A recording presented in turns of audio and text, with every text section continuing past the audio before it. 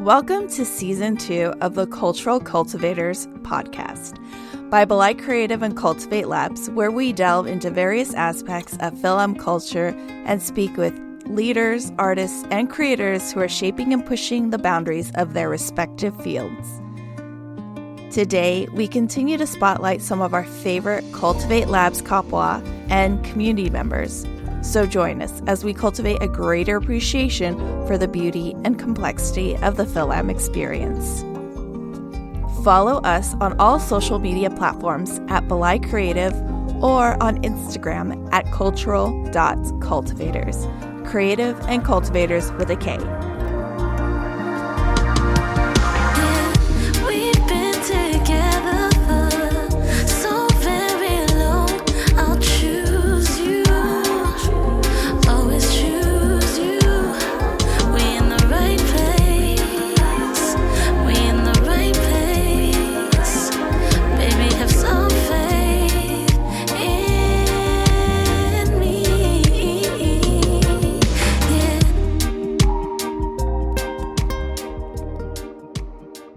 This Pride, we are happy to welcome our first live taping with the Queer-Pinay musical duo Astralogik.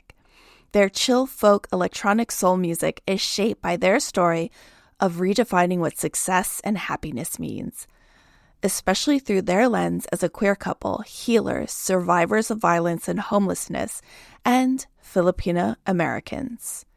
Charito, the singer, centers expression for trauma and mental health, while Chen, the guitarist, centers their expression from energetic and holistic body awareness. Astralogik also explores sonic expression through soundbaths, DJing, minimalism, and decolonization. Additionally, they curated our queer jam sessions for the last 2 annual Be Free festivals in Soma, Pilipinas. In this conversation, Charito shares with us how she views her artistry and the role art has and how she moves in the world. So as sad as I feel sometimes, kind of reflecting that part of the lineage, I feel really blessed to be able to witness it from here and then to be able to transmute it through the way that I create art, which is my life. Not just music. My life is a piece of art. The way I communicate with her is a piece of art. The way that I show up to my family and to community is a piece of art. And I used to put so much pressure on myself on what I think an artist should be, and I don't live by those standards anymore. We exist, we manifest, we affect. Also in this conversation, Charito and Chen reflect on the origins of Astralogik and their larger collective, Pinay Voltron. They explain the healing and therapeutic properties of sound. And finally, they share how collaboration is fundamental to their creative practice. You can listen to Astralogik's music at astralogik.com, spelled Astralogik.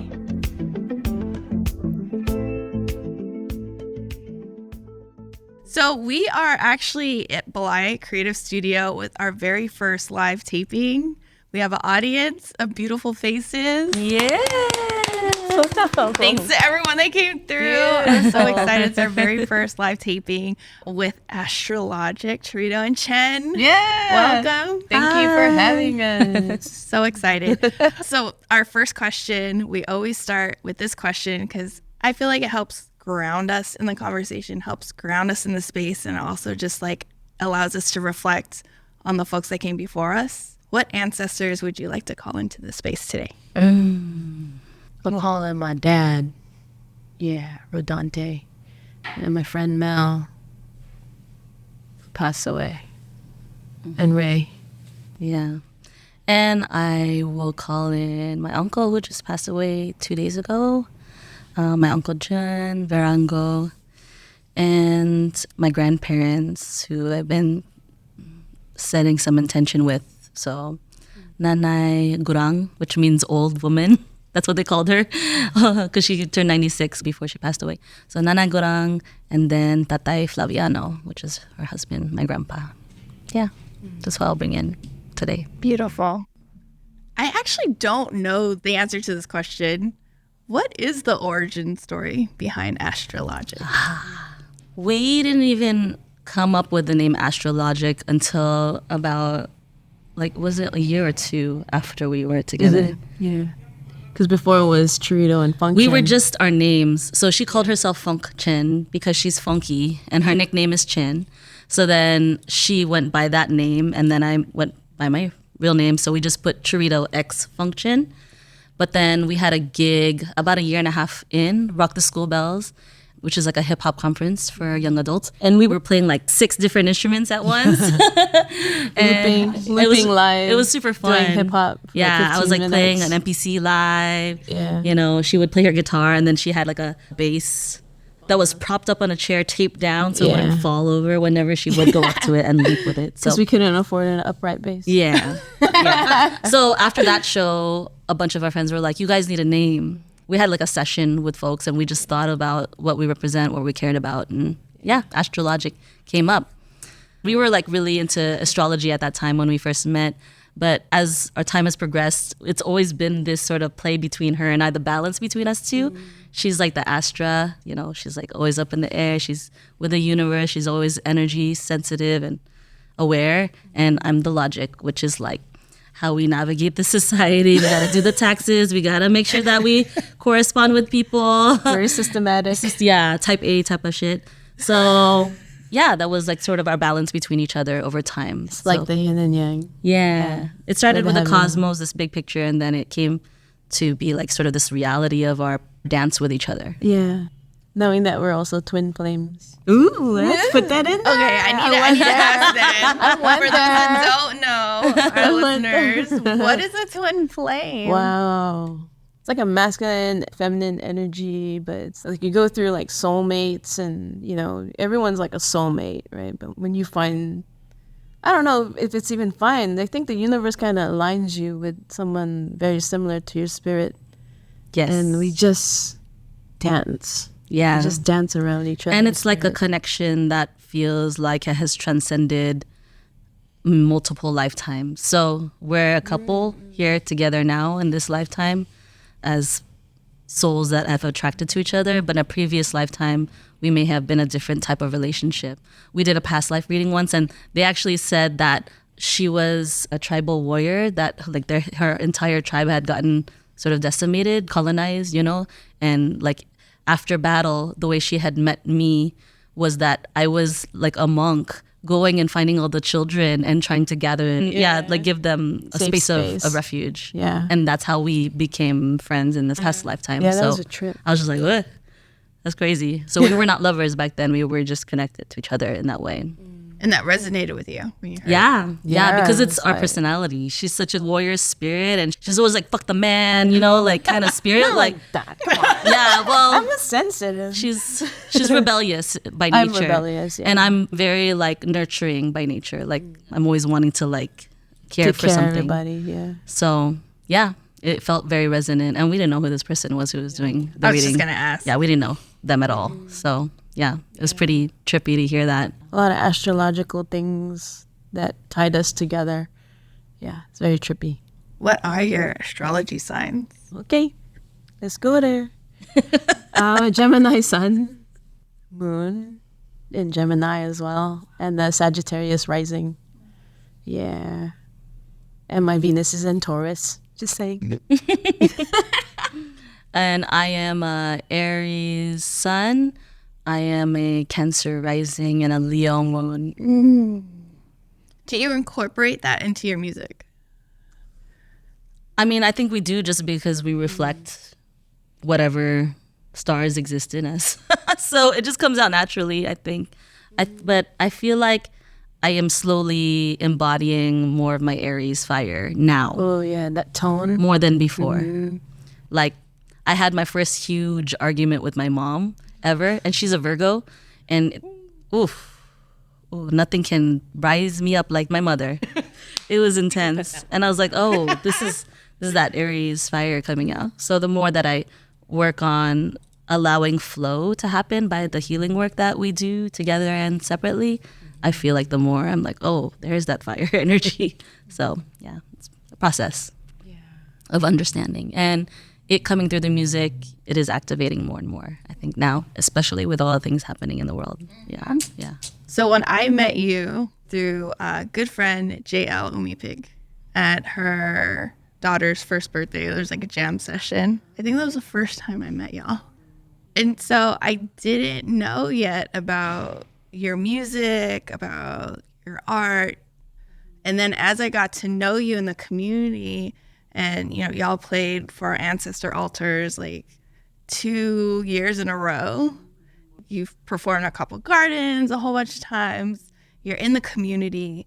And what resonated with me around your music and your artistry is just this impact of healing that you have. And then later learning about your intentional sound baths.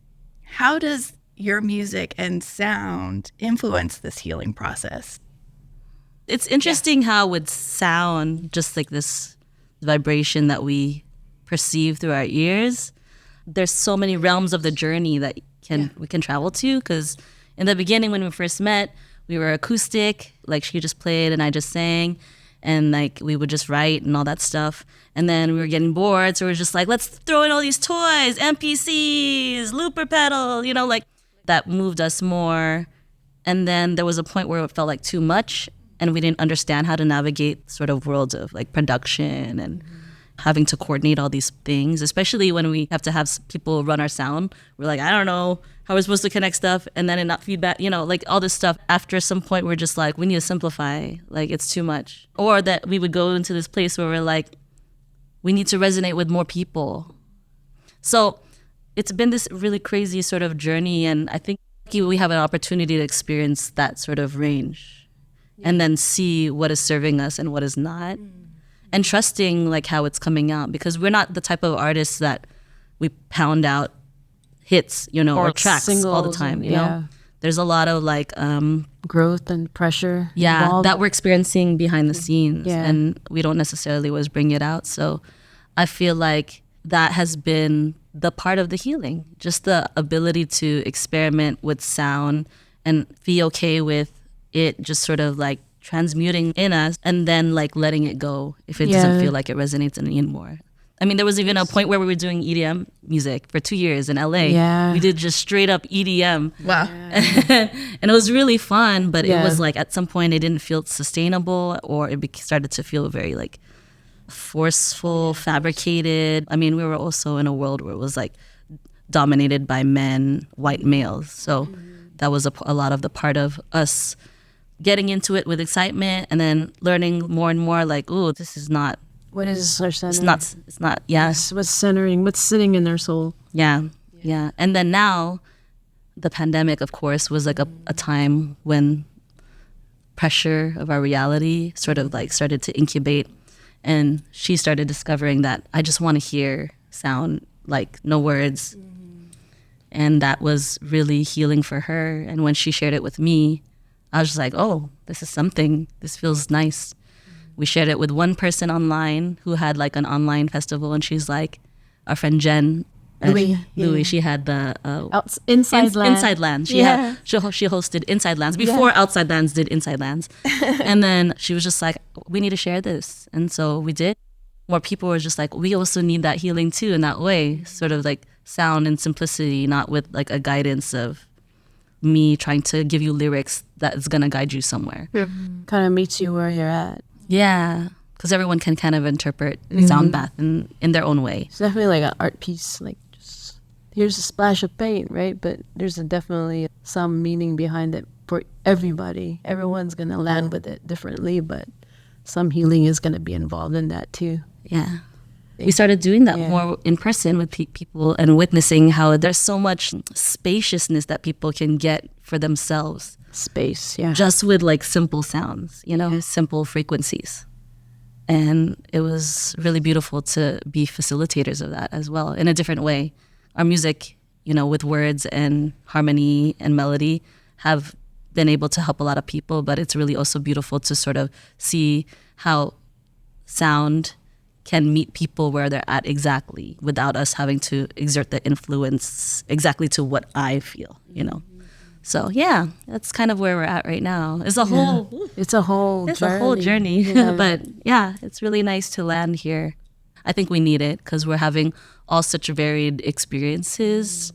There's some ties underneath it, you know, but like to be able to meet people where they're at and let them be in it, grieve with it, be joyful with it, whatever they need at that moment. It feels like it's what we need right now. There's just so much we're holding and being witness to that I feel like past generations did not. Like, we can see trauma every day on our phones, and our bodies hold that. Whether we consciously know that or not, our bodies are holding that. And so to have spaces and music like yours to like intentionally sort of release and just be with yourself outside of like our phones and what this world is putting on us, I think is so needed right now. After every sound bath we've done, when anybody has come to us and reflected with us, it's always just like, whoa, you went through that, you know? I mean, a lot of people like end up just like sleeping, like snoring. I might do that. Which is totally fine. Which honestly, rest and restoration is important. Yeah. You know? Whenever I did sound baths, I was just like, oh man, I just need to sleep. That's what my body needs. I just need to knock the fuck out. And then there's some people who are just like, there was something that they were holding for a long time, and a specific sound, like a gong, was what they needed to feel, to resonate with, to just like, oh, I didn't know I was holding that. And it's time to just give it some space. Our nervous systems are shot. Yeah. You know? So sound is definitely directly connected to the nervous system. You know, it can permeate faster through the body than air. That's why when you hear that alarm or ambulance outside, everyone's just high alert. We associate it already with like high alert. So, and with the work that she's doing with chiropractic, so she's a student right now in chiropractic, she's learning all about the nervous system and how it needs to breathe. I mean, the chiropractic works on the spine, which has all the wiring to our nervous system. And if our nervous system is fucked up, we can't function. So music is also another form of healing for the nervous system, which is pretty cool. I just feel like this has been resonating with us, and, you know, pushing it out to the community is like, we all need it, you know. Mental health is on the rise, like this craziness is like trauma, all these things are happening, and it's just like, shit, I just need space. I just need to go back into parasympathetic mode, just kind of be gay. You talked earlier about this word frequency, right? And as someone that's like in alignment with this idea of manifesting, but having to intentionally set your frequency. Right. I tell past clients, like, setting your frequency in an intentional way so that you're not down here in this lower vibration of where society wants you to be. So you're manageable in the colonization of folks, but you're in a frequency up here where you're awakened. And so when you talk about frequency in your music, I feel like that's what's happening. I think it's like, how do I live in the most wisest place of my experience while I'm still striving to grow or get better or reach for some goal, but without that pressure that makes me feel like, you know, I'm going to die if I don't do it, or that I'm not worthy if it's not attained. That one right there is, shame is so prevalent in my family lineage. I feel it in my veins. It's so like, how do I release that? And all the work we do is just to like be aware of it, not to run away from it, to face it, to know that also in my DNA is strength and resilience. But the way resilience showed up, you know, wasn't always maybe great for the mental health. So how do I transmute that, knowing the history? I mean, like, we're so lucky to live here in the Bay Area where we learn about our history. You know, we know about all the waves and the way that the Filipinos have moved. So just like acknowledging all of it, holding it, not feeling the pressure to like carry everyone, but to know that like there is purpose in my being, and it doesn't mean that I have to be a fucking superstar to manifest good. So yeah, that's like the goal always. I feel like that's the wisest place I can live from. And it's not easy because, like you said, the system is made to make us feel like small and part of a cog to keep whatever the fuck plans they had before we The came. Matrix. Yeah. So as sad as I feel sometimes kind of reflecting that part of the lineage, I feel really blessed to be able to witness it from here and then to be able to transmute it through the way that I create art, which is my life, not just music. My life is a piece of art. The way I communicate with her is a piece of art. The way that I show up to my family and to community is a piece of art. And I used to put so much pressure on myself on what I think an artist should be, and I don't live by those standards anymore. We exist, we manifest, we affect. So that's We're the also art. both manifesting generators, just letting you know. In the human design, yeah. Yeah, a lot of trust, a lot of trust. That's the healing, I think. That's a generational healing. Yeah, Yes. it's pretty cool. Like, you know, It's deep. there's a reason that it happened this way. I'm learning so much from just even being around her family. You know, it's a trip, but I'm learning so much about myself, about my family. I'm like, your family. All our families are fucking crazy. Man. You know what? Filipino families, yo. But you know what, though? Like, I learned about family knowing her family. You know what I mean? Yeah. It's so crazy too, because like I think about like this word family. This has been heavy on my heart lately. This idea growing up, like Filipino families, like strong, right? Glue, no matter what, even through the toxicity. And now as an adult, starting my own family, realizing like, oh shit, that was toxic. I don't want my son to be around that, you know, and also realizing like I come from a long line of like activists and culture bearers and like you said, like success, like doing a lot for the community, but then also realizing the sacrifice that came with that. And my grandma abandoned her family with all the work that she did in the community. Like she didn't show up for my mom. And my mom went through years of abandonment issues. You know, and so like seeing all that and being like, oh fuck, like I want to do the community thing, but I also want to be there for my son.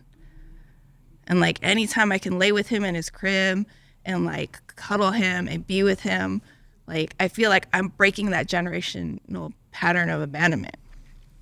Like it's intentional. Yeah. Like what you're saying. Yeah. And I think that us having that awareness, you know, and then getting to choose how we relate, you know, and it's hard because sometimes we also have to set boundaries when we're in that process, but it's maybe not wanting to bring your babies around certain people, you know, but I feel like it's good to be aware of, it's good to communicate it too, to be real, you know, about why the reasoning is so we can evolve that part of it. I feel like this is something my family did a lot. They'll do it all in silence. And then we don't know why the fuck they did that, you know? And then it's just like, what, you know? And then all this other trauma comes up, but then like later we find out, oh, there was a good intention behind it, but unknowingly you fucked me up this way. You know, so let's talk about it more, you know? Let's talk about it more. Like for me, nonviolent communication is how I want to navigate because I don't know how to activate that aggressive part of my Aries sign yet. So it's getting there. My mom is opening it up for me. but like we need to evolve the way we communicate because we're so unintelligent right now all around the world, you know? If we want to be one family, we need to know how to talk to each other and listen, take turns, acknowledge that the experiences are real from whatever. I mean, sometimes the delusion is there, but can we still listen with it? You know, that's something I have to always be aware of when I converse with my siblings, because the society has done fucked them up. Being a man is hard. I have all brothers, and they're so cis male energy, and I see how having to stick in that, you know, being a queer woman and having to stick to witness and see how they had to fit those gender roles has fucked them up so bad. And I have to be the one to hold it because no one else in my family will. So, but I also know that's my role too. So I get to choose. And then I also get to be like, no, I have no time for your ass today. I'm sorry. Bye-bye. Boundary. That's the boundary, you know? Hard boundary. You know? So where I show my compassion, I used to be a people pleaser. And now I'm like learning how to not do that anymore because that was just me being trained to be like the quintessential wife, Filipino wife to, you know, a nuclear family, which we are not that. Family's hard. Oof. You know how evolved you are, right? They say that, but you know how evolved you are when you have to kick it with your parents for like a weekend. You're like, how evolved are you? Oh, how spiritually evolved are you? Oh, you'll know when you hang out with them for a weekend. Oh my God. Without yelling. I'm like, oh, I got a lot of work to do. I thought I was like, I already got to that point. No, I did not. 100%. Like when I get with my mom, it's like back to when I was like a teenager. We would like yell at each other. Like yell. I'm gonna acknowledge it is getting better. It's getting better, and I'm getting to the point where I'm not like holding all those things on my parents because I do acknowledge that I have like a lot of emotional trauma from them, but I also am aware that like, you know, they didn't have space for that because they were just trying to get us physically cared for. Yeah. So, and that was their journey. I acknowledge it now. That's what they gave to me. So now I'm here to evolve that part of our lineage, which is still a bitch. Yeah. Passing it down. No, we interviewed Joy Regalano. She writes for Monsters at Work at Disney Plus. And one of her issues, because her parents wanted her to be a doctor and she became a writer. And what she realized in her journey is that having to love your parents where they're at is unconditional love. The definition of unconditional love. Because our parents, like, God bless all of them. Yes.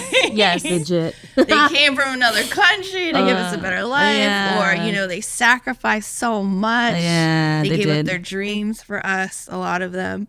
And they continue, right? And we also acknowledge that they only had a capacity to do so much because of whatever mental health issues or things that weren't there for them. And so, like, during the pandemic, JL had given us the task at Aries-Fire to interview our parents. Whoosh. Specifically, I think our moms. And it literally wasn't until that day where I 100% started to have empathy for my mother. And understand her abandonment issues and understand why she was the way she was. She's a tiger mom. She was controlling, you know. Sorry, Mom, if you're listening to this today. Sounds familiar. Sounds familiar with my mom, like, too. I was a straight A student. I was like super like innocent throughout high school. I never did any drugs. I was a virgin, like in the church. Everything was. No. Then I got to college. But like, she was that mom, that Asian tiger mom. yeah. It wasn't until I interviewed her was that I was like, oh, this is why she was the way she was. Because she was trying to break that abandonment generational pattern from her mom. So instead of like abandoning me, she went the other way. Oh yeah, complete opposite. Which Where are Other you? extract. What are you doing right now? Get home right spectrum. now. Bedtime's at 9. Yeah. This one too. yeah, that's my mom. My mom's definitely tiger mom. Ooh. Oh man, she's still tiger mom now. Damn. Even though I tried to face her, I was like, I'm a tiger too, Mom. I'm a tiger. And then she went like back full force, and I was like, okay. Yeah, you're like, I'm a cub now. Yeah. Oh my gosh. It's real. The hope is that it's getting here more into the middle. So I trust. I feel like our community is pretty woke, so it's getting there. Yeah. Yeah, all of you. All your asses is woke. Yeah, y'all have, our minds have evolved so much. Oh yeah.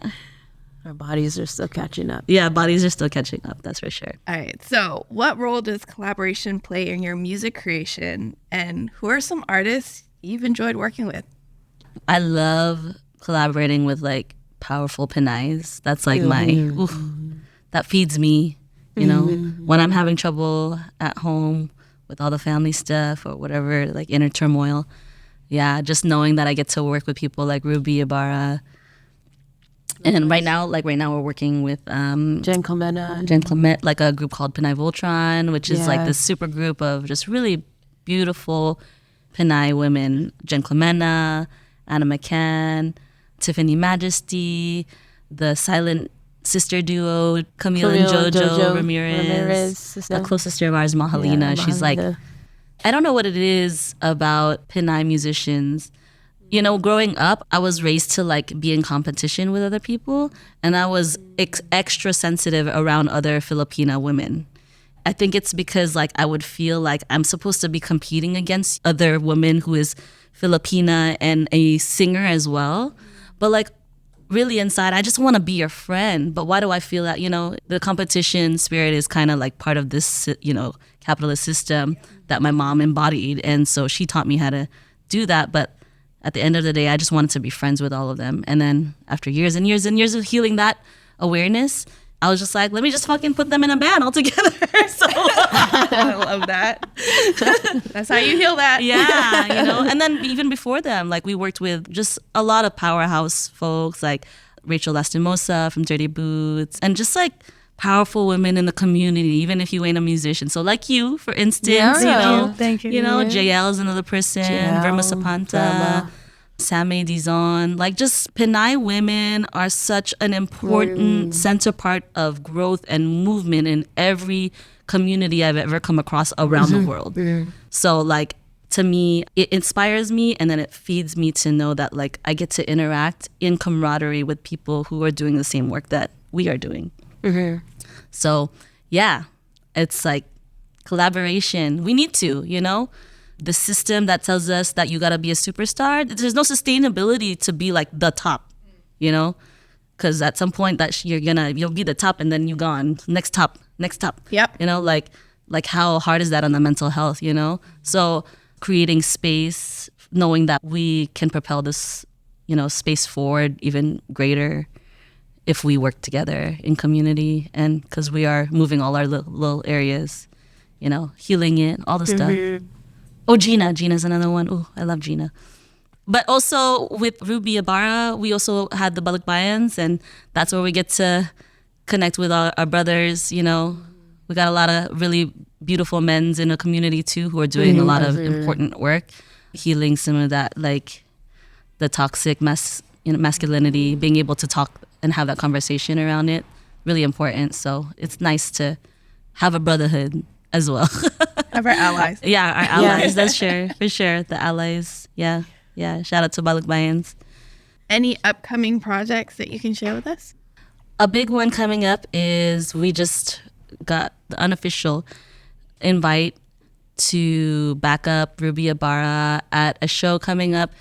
It's going to be Pinay Voltron backing up Ruby Ibarra at this big hip-hop show in LA. And it's going to be all the like powerful Pinay hip-hop, like underground hip-hop, Classy, Rocky, Kim Wardle. Like, it's going to be such a good show. And she'll be at the Ford Theater? Yeah, in LA. In LA. When is October 5th? Oh, Philippine American History Month. Of course. It's going to be so fun. And it's just... all Pinay's backing up Ruby is just, yeah. That's what it feels like. You know, I want to buy tickets now. All right, last question. What are y'all currently geeking over right now? It could be anything. Oh my God. Okay, can I just say 2 days ago we saw Janet Jackson. And I am in love again. And I was like, oh my gosh, you're like really old already, but not 58. super old. She's 58. 58. But damn, she still can move. Yeah. 2 hours. I was tired watching. And she's still moving. I was like, damn, dude, I'm tired. But it's okay. Just keep watching. She was killing it. Her production value is so good. Like the way she produced it. She's still finding her music is like, it's still the same classics that she was doing, but she like innovated the presentation of it.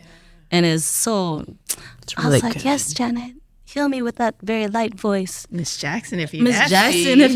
My mom went to that concert 2 days no ago. Way. Yeah. Was she dancing with us? Oh, yeah. Maybe she was. She was totally dancing. She kept sending me clips of the videos. How cute. jealous. She went with her friend. Say, thanks, Mom. You didn't invite me to Janet? Oh my God. Yeah, it was it was a really good good. show. Yeah. It was so good that I was like, because we had nosebleeds. And, She did too, yeah. And I was like, damn, I need to buy tickets again, but closer. Like, it was so good that I'm willing to see the entire show again and pay up front. But she's gone after this. No more California shows. She's amazing. She was my first concert ever at 10 years old. At Rhythm Nation. Damn, you saw her in the heyday. Ooh. Wow. So you saw her belly button then? Yeah, I did. Okay. Yeah. Oh yeah, midriff, everything. Yeah, okay. Abs, six pack. abs, She had that everything. 6-pack. Yeah. Yeah. Wow, that was your first concert? Yeah. Hell yeah. That's tight. That's a good first concert. Yeah. Mine was Sharon Cuneta. Oh, yeah. Yeah.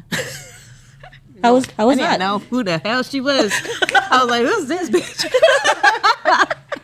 12 years old. Like, huh?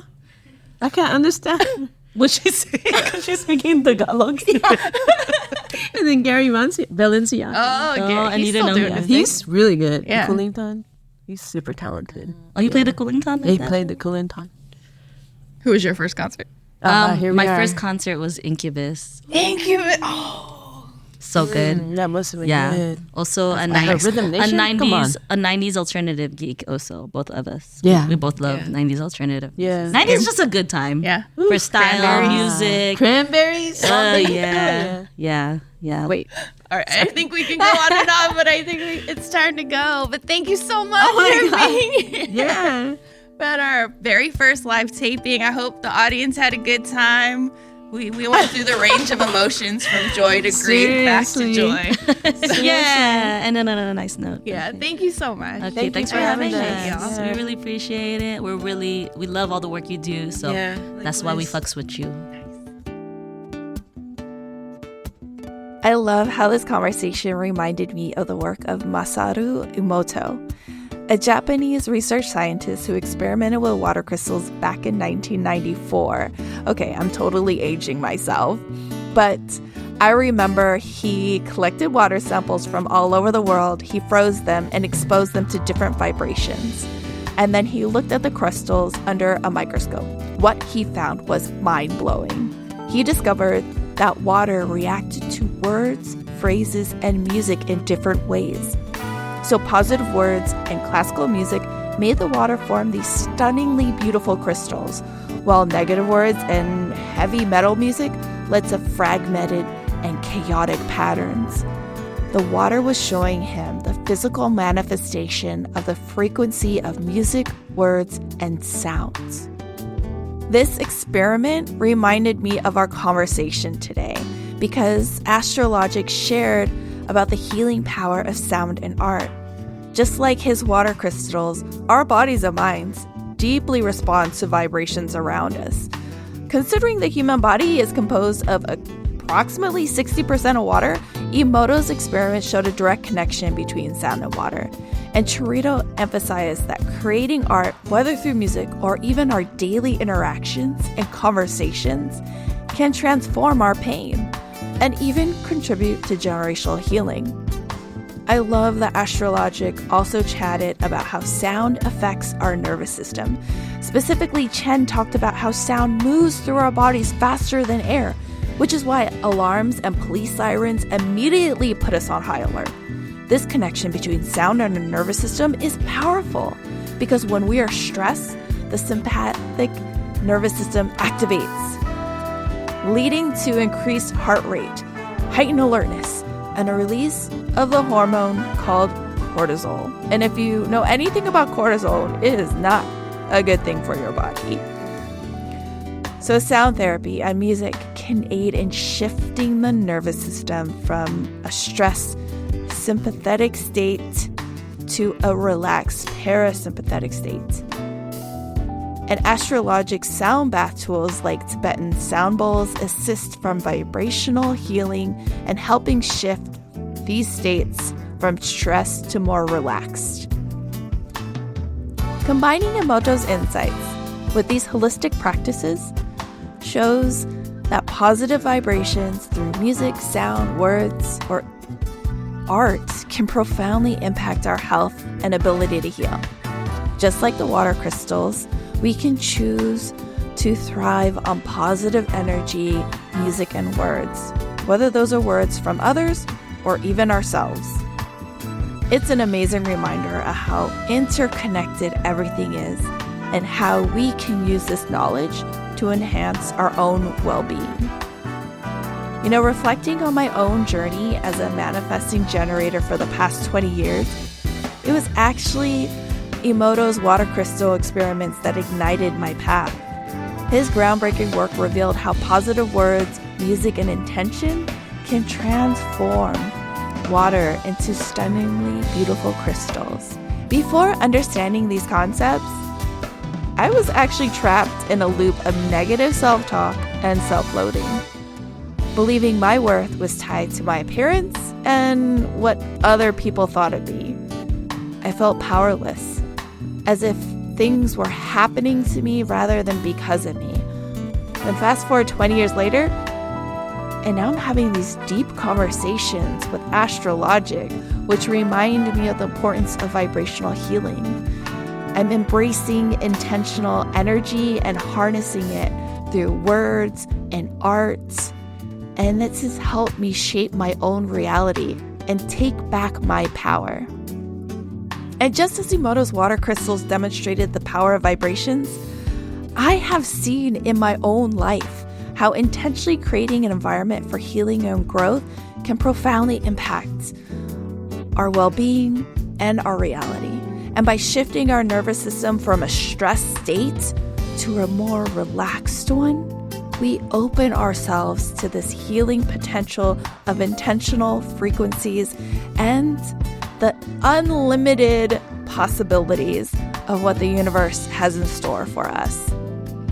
I think these reminders guide me in creating a life full of purpose and joy, and it also shapes this legacy I'm building for my son, ensuring that he's not just surviving in this world, but that he has the tools to thrive in it. You can find more information on Astralogik on Instagram or all social media platforms at Astralogik, spelled Astralogik. Cultural Cultivators is hosted by me, Nicole Saliver. You can follow me at Kindred Kapwa or follow us at cultural.cultivators on Instagram, cultivators with a K. This podcast is co-produced by John Reyes, Kindred Kapwa, and Belay Creative. It is a product of Cultivate Labs. Stay in touch at belaycreative.org.